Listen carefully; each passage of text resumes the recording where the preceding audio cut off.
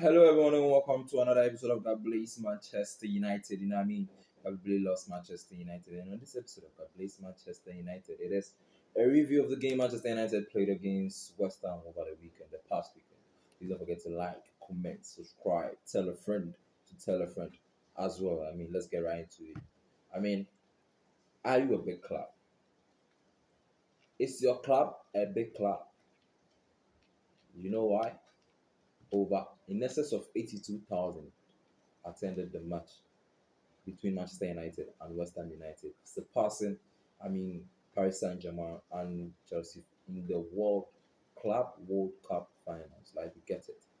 Manchester United is the biggest club in the whole wide world, and no one can change my mind on that. And that's why I passionately love Manchester United. So let's get right to the game against West Ham, of which most people think, or like most people were impressed with the results and whatnot. But to me, I believe there is a lot of work to be done with Ruben Amorim, considering the squad. Like he said in his press conference, that he will be happy if he still have this squad at the start of the season. And I believe it's a matter of communication between the manager and the players. So I hope Ruben Amorim will find a way to bridge the gap in communication between the new players and whatnot. And I believe Matheus Cunha has already established himself as a squad player. So it's good to know that Ruben Amorim is happy with the squad. But then there were a lot of things to be learned from this game against West Ham. In the first half, it was quite a good performance with this thing. With players like Hoyland, Bruno Fernandes, Lenny Euro, and the likes, giving us something to talk about, like quite impressive performance with, Patrick Dogu. And on Saturday, the first half was really entertaining. As I said in my previous episode, I wanted to see the balance between the experienced or the older players and the younger players, and that's what we saw over the weekend against West Ham, where Patrick Dogu, Menu, and Ugarte playing really well in the center midfield. And I believe heading into the season, either of these two players pairing with Casemiro would be better. Like, you get what I mean. But Casemiro at this point in his career is really slow. But then I believe this squad will do a better job. And my main concern with Ruben Amorim is Sekou Kone. Sekou Kone signed for Manchester United, hoping to get some minutes under the belt. This is fucking preseason, and Ruben Amorim sent him there for a purpose.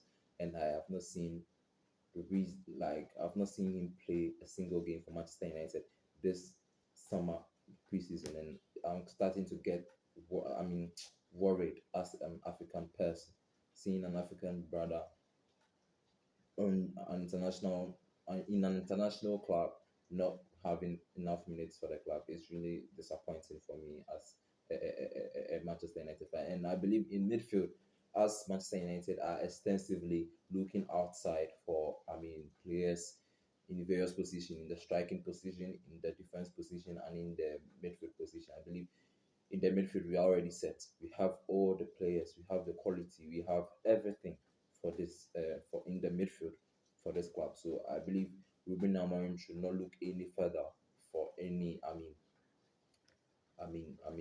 center midfield. And I'm really impressed with what I saw in the second half. And in my opinion, the two goals Manchester United scored is due to the rustiness of West Ham.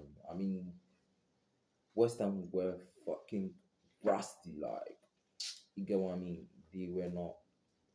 They didn't perform. They were not impressive. They didn't give Manchester United enough challenge. They were not a competition for Manchester United in this first preseason game of the season. And with the game they scored against Manchester United, I believe that was defensive. That was poor defensive on the side of Manchester United, considering Matthias Delect and Heaven giving too much space to Bowen.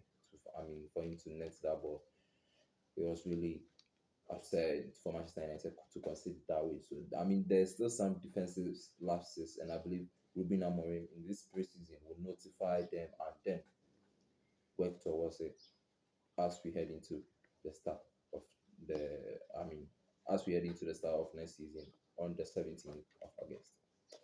This ends another episode of God Blaze Manchester United. Please don't forget to like, comment, subscribe, and also tell a friend to tell a friend as well. See you on the next episode.